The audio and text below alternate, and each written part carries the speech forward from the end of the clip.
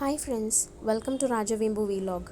இன்றைக்கி நான் வந்து ஃபிஷ் டேங்கை க்ளீன் பண்ணுறோம். சண்டேன்றதுனால நாங்கள் எப்போவுமே ஃபிஷ் டேங்க் க்ளீன் பண்ணுவோம். ஸோ 3 வீக்ஸ் ஆச்சு ஃபிஷ் டேங்க் க்ளீன் பண்ணி. இன்றைக்கி எப்படி க்ளீன் பண்ணுறோன்றதை நான் காமிக்கிறேன். இப்போ வந்து பார்த்திங்கன்னா ஃபிஷ் டேங்க் ரொம்ப அழுக்காக இருக்குது. எப்போவுமே ஃபிஷ் டேங்க் க்ளீன் பண்ணும் போது இந்த பாயிண்ட் ஞாபகம் வச்சுக்கோங்க. உங்களுக்கு வந்து மோட்டர் தனியாக நான் எடுத்து வச்சுட்டேன். உங்களுக்கு வந்து இந்த மாதிரி ஒரு செட் தருவாங்க, பம்ப் செட்டு. அந்த பம்ப் வந்து எப்படின்னா, நீங்கள் இந்த பாயிண்டர் வந்து டேங்க்கை ஃபேஸ் பண்ணியிருக்கணும்.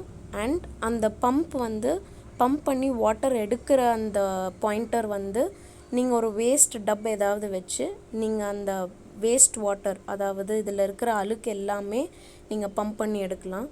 ஸோ இது வந்து சேஃபர் சைடுக்கு நான் சொல்கிறேன். சில பேர் டேங்க் எல்லாமே எடுத்து அந்த ஸ்டோன்ஸ் எல்லாமே எடுத்து க்ளீன் பண்ணுவாங்க. ஸோ அது வந்து அன்வான்ட். ஏன்னா நீங்கள் எல்லாமே எடுத்து க்ளீன் பண்ணுறதுக்குள்ளே ஒரு நாள் டைம் போயிடும். இதே மாதிரி நீங்கள் க்ளீன் பண்ணிங்கன்னா நீங்கள் டைம் சேவ் பண்ணலாம். அதே மாதிரி நீங்கள் இது 4 வீக்ஸ் ஒன்ஸ், அதாவது மந்த்லி ஒன்ஸ் நீங்கள் க்ளீன் பண்ணாலே ரொம்ப நீட்டாக இருக்கும்.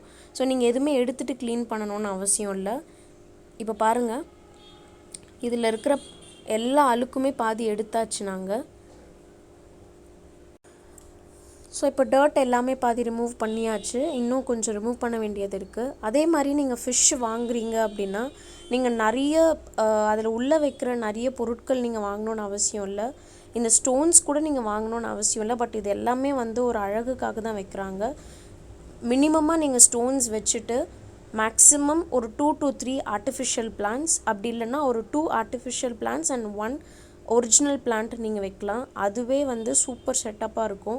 நீங்கள் நிறைய வாங்கி வச்சிங்கன்னா நீங்கள் எடுத்து கழுவுறதுக்கு உங்களுக்கு கண்டிப்பாக உங்களுக்கு டைம் கன்சியூமிங்காக இருக்கும். இந்த மாதிரி செட்டப், நான் சொல்கிற மாதிரி செட்டப் நீங்கள் வச்சிங்கன்னா பார்க்க நீட்டாக இருக்கும். ரொம்ப கொச்சன்னு இருக்காது. பார்க்க நீட்டாகவும் இருக்கும், ப்ளசண்ட்டாகவும் இருக்கும். ஃபிஷ்ஷு வந்து நல்லா நீந்துறதுக்கு கொஞ்சம் ஸ்பேஸ் அதிகமாக இருக்கும். இப்போ நான் வச்சுருக்கிற டேங்க் பார்த்திங்கன்னா நார்மல் மீடியம் சைஸ் டேங்க் தான். ஸோ இதில் வந்து மேக்ஸிமம் 2 to 3 ஆர்டிஃபிஷியல் பிளான்ட்ஸ் வைக்கலாம். ஸோ அதுக்கு மேலே வச்சிங்கன்னா ஃபிஷ்ஷால் நீந்துறதுக்கு கொஞ்சம் கஷ்டமாக இருக்கும். இப்போ வந்து நம்ம எல்லா அழுக்குமே எடுத்தாச்சு. இப்போ இந்த அழுக்கு தண்ணி வந்து என்ன பண்ணலான்னா நம்ம டிஸ்போஸ் பண்ணிடலாம். இதில் ஆல்ரெடி கொஞ்சம் பாதி ஹாஃப் டேங்க் இருக்குது கொஞ்சம். இப்போ இந்த டர்ட் வாட்டரை கீழே டிஸ்போஸ் பண்ணிவிட்டு நம்ம புது வாட்டர் ஃபில் பண்ணிடலாம். ஃபிஷ்ஷோட நேச்சரே பார்த்திங்கன்னா அழுக்கு தண்ணியில் தான் நீந்தும். ஸோ நம்ம வந்து புது தண்ணியை எல்லாமே மாற்றாமல் கொஞ்சம் அழுக்கு தண்ணி எப்போவுமே கீழே இருக்கட்டும். அதுக்கப்புறமா நீங்கள் மேலே வந்து நியூ வாட்டரை வந்து நீங்கள் ஃபில் பண்ணுங்கள். ஸோ இந்த ப்ரொசீஜர் நீங்கள் ஃபாலோ பண்ணிங்கன்னா ஃபிஷ்ஷோட லைஃப் வந்து கொஞ்சம் லாங் லாஸ்டிங்காக இருக்கும். சீக்கிரமாக ஃபிஷ்ஷுக்கு ஸ்கின் அலர்ஜி வராது. அதே மாதிரி ஸ்கின் ரேஷஸ் வராது. நீங்கள் அதுக்காக புதுசாக ஸ்கின் அலர்ஜிக்கு ட்ராப்ஸ் கொடுப்பாங்க, அது நீங்கள் வாங்கணுன்னு அவசியம் கிடையாது. ஸோ இந்த டிப்ஸ் நீங்கள் ஃபாலோ பண்ணிங்கன்னா ஃபிஷ்ஷோட லைஃப் வந்து கொஞ்சம் லாங் லாஸ்டிங்காக இருக்கும். இப்போ வந்து நான் புது தண்ணி எடுத்துகிட்டு வந்துட்டேன். இப்போ அதை வந்து நான் இந்த டேங்க்கில் சேஃபாக ஃபில் பண்ண போகிறேன். அதுக்கு முன்னாடி நான் புதுசாக வாங்கிட்டு வந்த நேச்சுரல் பிளான்ட் வந்து இதில் ஃபிக்ஸ் பண்ணுறேன். இங்கே பாருங்கள், சென்டரில் ப்ளேஸ் பண்ணுறேன் நான். இன்னும் நம்ம தண்ணி ஃபில் பண்ணணும். இன்னும் கொஞ்சம் ஃபில் பண்ணிட்டா முடிஞ்சிடும்.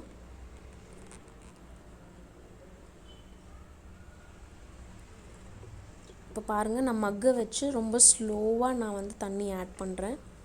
இந்த மாதிரியும் நீங்கள் பண்ணலாம். ஸோ தட் ஃபிஷ்ஷு வந்து பேனிக் ஆகாமல் இருக்கும். ஃபிஷ் எல்லாமே வந்து நீங்கள் அதை க்ளீன் பண்ணுற வரைக்கும் எல்லாமே ஒரே சைடில் தான் இருக்கும். இங்கே பாருங்கள், எல்லாமே ரைட் சைட் கார்னரில் தான் இருக்காங்க. ஸோ சேஃபாக இருக்காங்க, பேனிக் ஆகலை.